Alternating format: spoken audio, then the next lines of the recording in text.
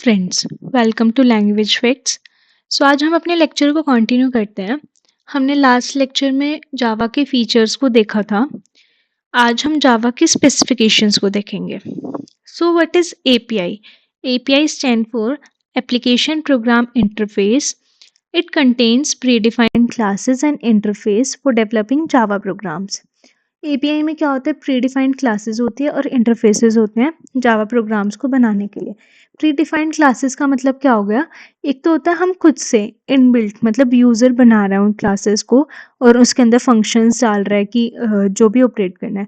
कई होती हैं प्रीडिफाइंड क्लासेस जो कि डेवलपर्स ने बना रखी होती है, बस हम उनको अपलोड कर देते हैं, इंपोर्ट कर देते हैं और वो हम ऐसे की ऐसे यूज़ कर सकते हैं। ऐसे इंटरफेसेस होते हैं जावा के अंदर। जावा में ना 3 एडिशंस होते हैं: स्टैंडर्ड एडिशन, एंटरप्राइज एडिशन और micro edition. Java is a full fledge और powerful language that can be use in many ways. Java तो हमने पढ़ा ही है कि इतनी स्ट्रॉन्ग और पावरफुल लैंग्वेज है, तो बहुत सारे तरीकों में यूज़ हो सकती है। बहुत अलग अलग हम एप्लीकेशंस बना सकते हैं जावा से। जावा के अंदर 3 एडिशंस हैं। Standard edition use to design standalone client side applications in applets. हमने पढ़ा था कि सबसे फर्स्ट लेक्चर में देखा था हमने कि हम स्टैंडअलोन एप्लीकेशंस और वेब एप्लीकेशंस बनाते हैं। स्टैंडअलोन क्लाइंट साइड एप्लीकेशंस बना सकते हैं हम। और एप्लेट्स पुरानी हो गई हैं, मतलब पहले यूज़ की जाती थी, आजकल एप्लेट्स का कोई यूज़ नहीं है।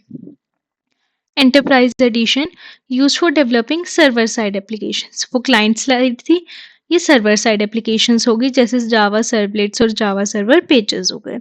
माइक्रो एडिशंस हो गए, मोबाइल डिवाइसेस के लिए होती हैं ये, कि सच एज सेल फोन्स वगैरह में जो एप्लीकेशंस हमारी यूज़ होंगी वो माइक्रो एडिशंस में आ जाती हैं। अब जेडीके क्या था? Java development kit. There are many versions of Java standard edition. बहुत सारे वर्जन्स हैं, हर साल या हर कुछ टाइम बाद उनके अलग अलग वर्जन्स आते रहते हैं।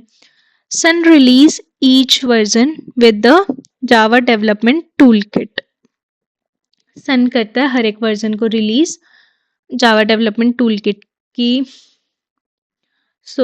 JDK consists of a set of programs for developing and testing Java programs, each of which is invoked from a command line. Command line का मतलब हम जब प्रोग्राम्स करने लगे ना तब समझ में आएगा कि कमांड लाइन का मतलब क्या होता है।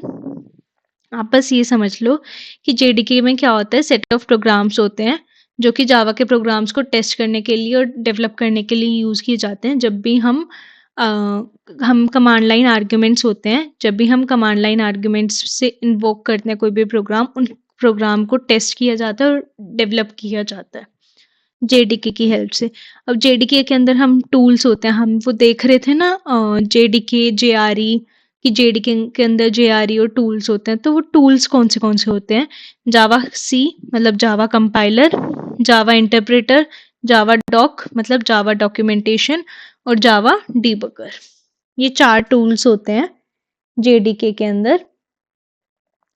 Beside JDK, Java development tools can also be used like NetBeans, Ellipse, JBuilder, etc. that provides an integrated development environment for rapidly developing Java programs. Tools अलग अलग चीज़ों में और भी यूज़ होता है जिससे कि एक अच्छा एनवायरनमेंट प्रोवाइड किया जा सकता है जावा प्रोग्राम्स को बनाने के लिए। ठीक है, अब आ गया हमारा कि जावा प्रोग्राम कैसे बनाया जाता है, कैसे कंपाइल होता है और कैसे एग्जीक्यूट होता है। Java program can be written using any of the editor like notepad. किसी भी एडिटर से हम यूज़ कर सकते हैं, जावा प्रोग्राम को लिख सकते हैं किसी भी एडिटर में, जैसे कि नोटपैड में।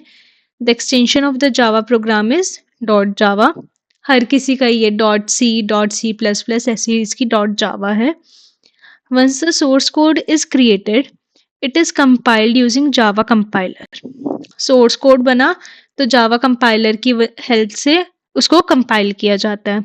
अब आप कहोगे आपने तो इंटरप्रेटर बताया था। जावा का कुछ प्रोग्राम कंपाइल होता है और कुछ प्रोग्राम इंटरप्रेटर की हेल्प से इंटरप्रेट किया जाता है। वही हम अभी देखते हैं कि कितना प्रोग्राम हमारा कंपाइल हो रहा है और कितना प्रोग्राम में हमारा इंटरप्रेटर का यूज हो रहा है। अब सोर्स कोड से जब आगे सोर्स कोड बना है उसको कंपाइल किया जा रहा है। The compiled Java code is called byte code. Compiled जो हमारा जावा कोड हो गया कि सोर्स कोड से आगे वो बना बाइट कोड में, किसकी हेल्प से? कंपाइलर की हेल्प से। And it is platform independent and architectural neutral code. Byte code क्या होता है? प्लेटफॉर्म इंडिपेंडेंट होता है, मतलब अब हम बाइट कोड को किसी भी प्लेटफॉर्म पे चला सकते हैं, विंडोज में, ओएस में, लिनक्स में, किसी में भी चला सकते हैं। और एक्सटेंशन क्या होता है बाइट कोड फाइल का? Dot class. ठीक है। Byte code is interpreted by JVM to create Java executable file. अब बाइट कोड को इंटरप्रेट किया जाता है जेवीएम की हेल्प से। इंटरप्रेटर का नाम जेवीएम, जावा एग्जीक्यूटेबल फाइल में जिसकी कोई एक्सटेंशन होगी, नहीं एग्जीक्यूटेबल फाइल है उसकी क्या एक्सटेंशन होगी। ठीक है। जैसे कि ये हमारा सोर्स कोड हो गया जो हमने लिखा है। ठीक है। अब सोर्स कोड को हमने सेव कर दिया। जैसे मैंने एक सोर्स कोड को हमने सेव किया किस नाम से? abc.java फाइल का नाम हो गया है हमारा। अब इसको कंपाइल किया जाता है। कंपाइल सोर्स कोड जो हो गया जावा सी, मतलब जो कंपाइल हो गया abc.java। इसकी एक्सटेंशन सेम ही रहेगी। अगर हमारा कोई एरर आया तो फिर से हम सोर्स कोड पे पहुंच जाएंगे, फिर से उसको मॉडिफाई करना पड़ेगा। अगर हमारा कोई एरर इसमें नहीं आया तो कंपाइलर क्या होगा? कंपाइलर बाइट कोड में उसको कन्वर्ट कर देगा। अब बाइट कोड किस में सेव होता है? डॉट क्लास के नाम से। ठीक है। अब बाइट कोड में क्या होगा? बाइट कोड को इंटरप्रेट किया जाता है। बाइट कोड को जेवीएम की हेल्प से इंटरप्रेट किया जाएगा।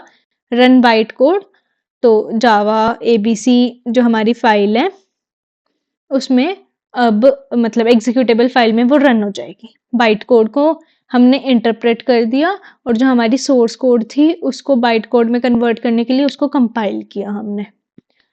आ गया समझ में? ठीक है। तो अब आ गया हमारा JIT, just in time compiler. Bite code is one of the most important feature of Java that adds in cross platform execution. Platform independent हो गया, मतलब हम किसी भी प्लेटफॉर्म पे चला सकते हैं, तो बाइट कोड एक बहुत इंपॉर्टेंट फीचर हो गया। Way of converting byte code to native machine language for executing has a high huge impact on the speed of it. अब बाइट कोड से हमें जो नेटिव मशीन लैंग्वेज में कन्वर्ट करना होता है कोड को, उसकी स्पीड पे बहुत फर्क पड़ता है।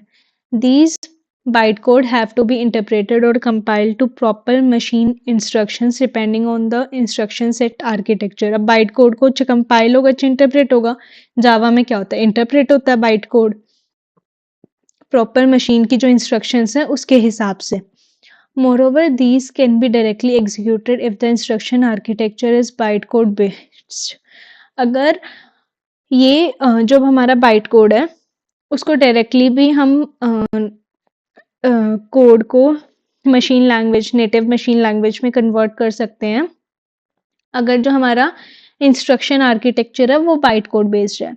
Interpreting the byte code affects the speed of execution. आ गया ना यही बात कि इंटरप्रेट करने में बाइट कोड को स्पीड में तो फर्क पड़ता है। स्पीड में तो फर्क पड़ेगा ही। अब हम इंटरप्रेटर से उसको बाइट कोड को एग्जीक्यूटेबल फॉर्म में लेके आएंगे, एग्जीक्यूटेबल फाइल में लेके आएंगे, तो वो धीरे धीरे करेगा तो स्पीड तो स्लो होगी ना। In order to improve the performance, JIT compiler interacts with the JVM at runtime and compile suitable bytecode sequence into a native machine code। ये क्या करता है? JIT compiler JVM के साथ मिलके बाइट कोड को एग्जीक्यूटेबल कोड में convert कर देता है, तो कंपाइलर थोड़ा तो फास्ट होगा ना। While using a JIT compiler, the hardware is able to execute the native code as compared to having the JVM interpret the same sequence of bytecode repeatedly and incurring an overhead for the translation process। JIT compiler की help से क्या होता है? Hardware उसको आराम से execute कर देता है नेटिव कोड के अंदर, और JVM इंटरप्रेटर में क्या होता है कि वो सेम सीक्वेंस बार-बार रिपीट होता रहता है, वो ट्रांसलेशन प्रोसेस बार-बार रिपीट होती रहती है कि हर एक लाइन फिर से इंटरप्रेट हो रही है, फिर उसका कोड लिखा जा रहा है, लाइन फिर से इंटरप्रेट हो रही है, फिर कोड लिखा जा रहा है, उसमें प्रॉब्लम आती है, उसमें बहुत टाइम लगता है।